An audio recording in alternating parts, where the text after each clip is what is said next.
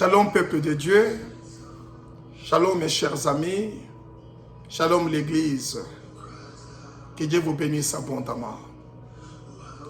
Alléluia. Béni soit l'éternel Dieu, le Dieu d'Abraham, d'Isaac, de Jacob, qui nous donne la vie, qui nous donne la santé, la force, le souffle, qui nous permet aujourd'hui de parler, de faire tout ce que nous pouvons faire. À lui seul soit la gloire, le règne, la puissance pour des siècles et des siècles. Mes chers amis, je sais que nous sommes en train de traverser un moment très très difficile.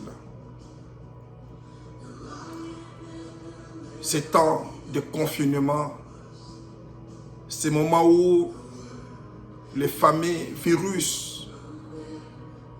au nom de Covid-19, coronavirus qui tue beaucoup de gens partout, ici en Amérique, en Europe, en Asie, en Afrique, partout en Océanie, ce virus est en train de tuer les gens. Nous sommes dans le confinement. Les gens se posent beaucoup de questions. Que ferons-nous? Qu'est-ce qui se passe? Aujourd'hui, par la grâce de Dieu, j'aimerais partager avec vous quelque chose. Une pensée, je crois que c'est venu de la part de Dieu. Et je l'ai eu après avoir lu ma Bible dans le livre de Genèse chapitre 18. Et cette pensée, je l'ai intitulée « La mentalité d'Abraham ». C'est impressionnant. Et je prie Dieu que, après avoir écouté cette pensée, que tu puisses être encouragé, que tu puisses être édifié, mon frère, ma soeur. Et surtout, que l'Esprit de Dieu t'oriente. Que l'Esprit de Dieu t'oriente, que tu saches, que tu comprennes qu'est-ce que Dieu attend de toi, attend de nous aujourd'hui comme l'Église. Ça, c'est très important. Dans le chapitre 18 de Genèse, il y a eu quelque chose qui s'est passé dans la vie d'Abraham. Abraham, il a reçu divinement l'Éternel sous ta tente. On dit que les trois hommes, en passant devant sa tente, Abraham les a suppliés de venir chez lui. En venant, il les a nettoyés le pied, il les a nourris. Après, Abraham a été béni. A été béni, nous savons qu'Abraham, il avait reçu la promesse de Dieu qu'il aurait un fils. Un fils. Ça sera le fils héritier. Ce sera lui qui fera la continuité. Et Dieu le bénira. Il deviendra grand. Et Abraham attendait cela pendant longtemps. Sarah, sa femme, était déjà devenue vieille. Et Abraham avait perdu tout espoir. Mais on voit aujourd'hui, l'Éternel vient, il le bénit. C'était une grande joie pour Abraham, pour les gens de sa maison, tous ses ouvriers, tous ses serviteurs. Une grande fête. L'Éternel a parlé. Et après cela, on voit que ces hommes, dans le verset 16, s'élevèrent pour partir. Ils regardèrent du côté de Sodome et Abraham il avait pris la décision de les accompagner. Abraham allait avec eux pour les accompagner. Il y a quelque chose qui s'est passé dans le verset 17. L'Éternel Dieu a parlé, parce que parmi ces 3 hommes, il y avait l'Éternel. L'Éternel a parlé, il dit, cacherai-je à Abraham ce que je vais faire. Voyez, cet homme, il était dans une intimité avec Dieu, une intimité que Dieu ne pouvait même pas cacher des choses à Abraham. Il a décidé de révéler à Abraham ce qu'il préparait de faire. Et nous savons très bien la suite. Ils allaient pour détruire Sodome et Gomorrhe. Et Abraham n'avait rien à voir avec Sodome et Gomorrhe. Rien du tout. Et surtout qu'il venait de recevoir sa bénédiction. Il pouvait rentrer calmement faire sa fête parce que sa femme Sarah l'attendait. Et c'était la joie. Tout le monde savait que c'est fini, le moment est venu. Mais bien aimé, ça c'est impressionnant. Aussitôt qu'Abraham a appris que l'Éternel allait pour détruire Sodome et Gomorrhe. Dans le verset 23, on voit Abraham qui se permet de stopper l'Éternel, de prendre le temps de l'Éternel. Ça, c'est impressionnant. Écoutez, Abraham n'avait rien à voir avec cette ville. Mais Abraham, qu'est-ce qu'il fait? Il va commencer à intercéder pour Sodome et Gomorrhe. Il va commencer à prier pour Sodome et Gomorrhe. Et bien aimé, c'est ça ce qui est impressionnant. C'est ça ce que j'appelle la mentalité d'Abraham. Parce qu'Abraham, il connaissait le cœur de Dieu. Abraham, il pouvait lire les pensées de Dieu. Parce qu'il savait, si Dieu lui a révélé ses secrets, ce n'était pas pour qu'il dise, écoutez-moi, voilà combien je suis ami de Dieu, voilà, Dieu me parle, voilà, écoutez, voilà. Non, Abraham n'a pas dit cela.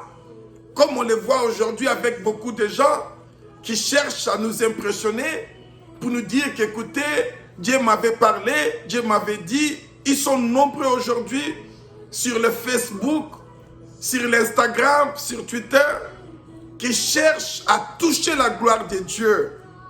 Mon frère, ma soeur, tu n'es pas le seul que Dieu parle. Et si Dieu t'a parlé, qu'as-tu fait? Ça, c'est très intéressant, c'est très important. Qu'as-tu fait? On voit Abraham, lorsque Dieu lui a parlé, ce n'était pas pour se glorifier. On sait très bien qu'Abraham, Dieu l'appelait mon prophète. Dieu a dit à Abimelech, ne touche pas à la femme de cet homme, il est mon prophète. Écoutez, mais qu'est-ce qu'Abraham a fait après avoir écouté la voix de Dieu, le plan, le secret de Dieu? Abraham s'est mis à prier. Regardez dans le verset 23, Abraham s'approcha et dit, feras-tu aussi périr les justes avec le méchant? Il dit, peut-être y a-t-il 50 justes au milieu de la ville. Le feras-tu périr aussi et ne pardonneras-tu pas la ville à cause des 50 justes qui sont au milieu d'elle? Et bien aimé, Abraham, il parlait et l'Éternel dans le verset 26, il dit, si je trouve dans Sodome 50 justes au milieu de la ville, je pardonnerai à toute la ville à cause d'eux. Abraham s'est mis à intercéder pour que Dieu ne détruise pas Sodome et Gomorrhe.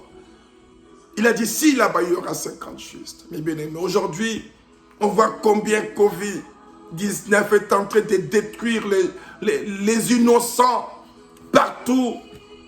Au Canada, en Amérique, et bien aimé, partout en Europe, la France, l'Italie, l'Espagne, toute l'Europe pleure aujourd'hui, Asie, même en Israël. mes bien-aimés, en Afrique. Mais si Dieu t'a parlé, mon frère, ma soeur, qu'as-tu fait? Qu'as-tu fait? Écoutez, ce n'est pas le temps d'impressionner. Ce n'est pas le temps de chercher à toucher la gloire de Dieu pour s'en accaparer. Non, non, non, ce n'est pas le temps. Ce n'est pas le temps, mes bien-aimés. Le moment que nous traversons aujourd'hui, c'est le moment d'avoir la mentalité d'Abraham. C'est de s'élever et d'intercéder. De dire à Dieu, Seigneur, qu'as-tu à gagner avec tous ces innocents qui meurent aux États-Unis, Seigneur? En Europe, mon Dieu, mon roi. En Italie, mes bien-aimés. En Espagne, en France. En Hollande. En Israël, en Afrique. Aie pitié, Seigneur. Sauve-le. Pardonne nos péchés. Mes bien-aimés, je crois, c'est ce que Dieu attend de nous, peuple de Dieu. Écoutez Abraham. Oui, nous savons qu'à Sodome et Gomorrhe, il y avait son neveu Lot. Mais quand on lit cela, Abraham qui priait, qui intercédait, nulle part, il a même énuméré le nom de son neveu. Abraham a prié, dit, mais il est même descendu de 50 jusqu'à 10. Ne fût-ce que pour chercher à avoir la grâce de Dieu et que Dieu ne fasse pas ce qu'il voulait faire à Sodome et Gomorrhe. À cause de ces péchés des gens. Il n'avait même pas dit juste à Sodome et Gomorrhe. Mais puisqu'Abraham, il a intercédé pour ce peuple, on dit que l'Éternel Dieu se souvient d'Abraham. Il sauva Lot. Mes bien-aimés, laisse-moi te dire, si toi aujourd'hui tu vas prendre soin à intercéder pour les nations, pour les gens, les innocents qui meurent aujourd'hui, l'Éternel Dieu lui-même prendra soin des gens de ta maison. Prendra soin, mon frère, ma soeur, peuple de Dieu. Nous sommes les enfants de la promesse. Mais les autres qui ne connaissent pas Dieu, qui meurent aujourd'hui, qui priera pour eux? Qui intercédera pour eux? Si ce n'est pas nous, si ce n'est pas l'Église, je vous exhorte, mes chers amis. Ce n'est pas le moment de chercher à nous impressionner. Et surtout, ce n'est pas le moment à être égoïste spirituellement.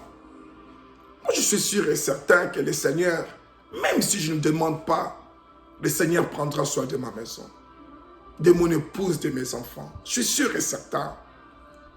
Parce que je suis dans l'alliance avec lui. Alors, je sais que ce que l'Éternel attend de moi aujourd'hui, c'est de prier pour les nations. C'est de prier pour les innocents qui meurent. C'est ce qu'il attend de toi. C'est ce qu'il attend de nous.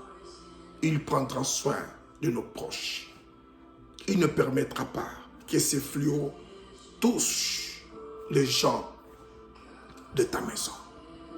Mais il attend de toi, mon bien-aimé, d'élever ta voix. Parce qu'il écoute ta prière. Il attend de toi que tu pries. Que tu pries pour l'Europe. Que tu pries pour l'Afrique. Que tu pries pour l'Asie. Que tu pries pour l'Amérique. L'Église, pendant ces temps, réveillons-nous. Mettons-nous ensemble. Prions. Prions pour les innocents. Prions. Faisons comme Abraham avait fait pour les gens de Sodome et Gomorrhe. Peut-être le Seigneur va faire quelque chose. Peut-être le Seigneur aura pitié de ces centaines de milliers qui sont déjà affectés à New York. Peut-être le Seigneur aura pitié des gens qui périssent en Italie. Peut-être l'Éternel aura pitié d'Afrique. que ces fléaux n'arrivera même pas en Afrique. Prions, prions, prions. C'est tout ce que l'Éternel attend de nous. Intercédons, mes chers amis. Ce n'est pas le moment de pointer le doigt. Ce n'est pas le moment de chercher les jugements de Dieu. Ce que Dieu attend de nous, l'Église, c'est d'intercéder. C'est de faire comme Abraham. La mentalité d'Abraham. La mentalité d'Abraham. Il dit, dans le verset 31, il dit, j'ai osé parler au Seigneur, peut-être s'y trouvera-t-il vin juste. Et l'Éternel dit, je ne la détruirai point à cause de ses ventes. Abraham dit dans le verset 32, que le Seigneur ne s'irrite point. Regardez cet homme. Il prend le temps de Dieu. Il dit que l'Éternel ne s'irrite point. Je ne parlerai plus que cette fois. Peut-être s'y trouvera-t-il dit juste. Et l'Éternel dit, je ne la détruirai point à cause de ce dit juste. Ma sœur, mon frère, maintenant tu vois pourquoi Abraham était ami de Dieu. Parce qu'il savait sonder le pensée de son ami, de son Seigneur, de son Dieu. Que le Seigneur nous aide. Ô Père, sauve les nations. Sauve ton peuple. Aie pitié de nous. Au nom puissant de Jésus-Christ. Amen.